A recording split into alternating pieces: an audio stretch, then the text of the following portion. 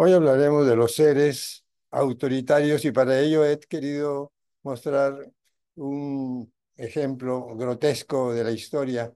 Nerón, el emperador, era un característico dictador, hombre autoritario y era un hombre muy famoso por sus extravagancias. Entre ellas era pirómano, mandó quemar Roma y ardió durante 9 días.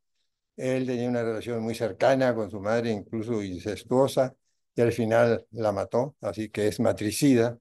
También mató a su hermano, que de alguna manera podía competir por el trono, ¿verdad? Así que es también fratricida. En algún momento determinado se dice que mató también a su esposa, ¿verdad? A la cual después echó mucho de menos porque le parecía muy bella. Y quizás el colmo de todas esas arbitrariedades y excesos de poder lo tenga con una situación de que encontró a un muchacho jovencito que se parecía a su esposa muerta y entonces él se llamaba Esporo y lo hizo su amante, aparte de tener otras mujeres, ¿no? Y entonces quiso casarse con él y como estaba prohibido eso en la ley romana, pues lo mandó castrar y finalmente lo vistió de mujer y andaba con él durante la boda, etcétera, después. ¿Por qué hablo de Nerón, de ese ser tan extravagante? ¿Por qué? Porque yo creo que ahí podemos ver las características de los autoritarios, que son agresivos, que son totalmente intemperantes, que no respetan a nadie, no respetan la opinión de los demás, son extraordinariamente rígidos, opresivos, causan temor a la gente que les rodea, por lo tanto tienen que tener una obediencia a aquella persona. Si uno se atreve a comentar algo en contra o hacer una sugerencia que no esté de acuerdo con él puede ser agresivo con esa persona, entonces la gente prefiere callarse, por lo tanto se limita profundamente la libertad, no existe el diálogo y por supuesto que existe un extraordinario egocentrismo de sentirse ellos muy competentes, muy hermosos, muy valiosos y abusan de su poder. Ahora usted dirá, ¿por qué hablo de esta situación que tiene que ver esto del autoritarismo con nosotros? Bueno, tratemos de situarlo ahora en nuestro mundo pequeño, en nuestro mundo de México.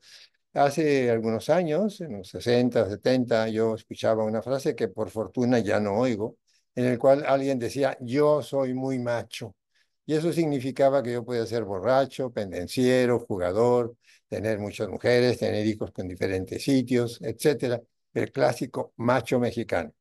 Por fortuna, en la medida en que se fueron acumulando las masas campesinas en las metrópolis, empezaron a estudiar, empezó la gente a tener mejor educación y entonces los hijos empezaron a tener mejor educación incluso que sus propios padres, particularmente pues las mujeres, quienes descubrieron la píldora anticonceptiva y ya no se embarazaban a tener 5 y 7 hijos como antiguamente y ahora tienen quizás dos y algunas veces ninguno.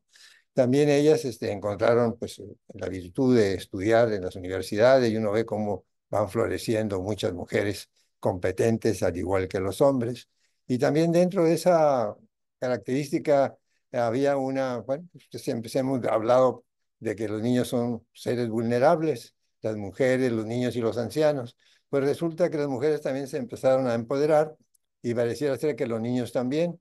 Acabo de tener una conversación muy simpática con una maestra quien dice que los niños son todopoderosos, que los apoyan los padres, que todo es culpa de los profesores, que no se responsabiliza a los niños y que qué clase de educación estamos dando hoy a este tipo de gentes.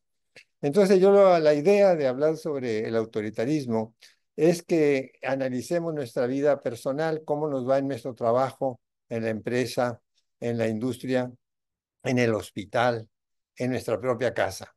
¿Qué tipo de autoridad tenemos? Y todos hemos tenido la oportunidad de tener jefes arriba de nosotros cuando éramos hijos, bueno, pues nuestros padres, nuestros abuelos, cuando éramos estudiantes, bueno, nuestros maestros, cuando trabajábamos en algún lugar, pues los superiores, los jefes de departamento, los dueños de las empresas o los jefes de los hospitales, etcétera. ¿Cómo era la autoridad en esas circunstancias?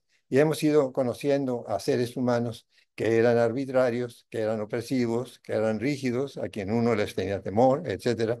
Y habíamos otros que eran más democráticos, que aceptaban más la opinión de los demás y que de alguna manera eran mucho más productivos. Entonces yo le dejo a usted la tarea en su pareja. ¿Quién manda? ¿Usted? ¿Ella? ¿Los hijos mandan? ¿Los suegros mandan? ¿Cómo se comporta usted en su trabajo? ¿Cómo siente su trabajo? ¿Es opresivo? ¿El mundo del poder del trabajo son autoritarios? ¿Son gentes compasivas? ¿Son seres comprensivas? ¿Son seres democráticas? Le dejo ese trabajo. Póngase a pensar quién tiene el poder en el mundo pequeño de su hogar.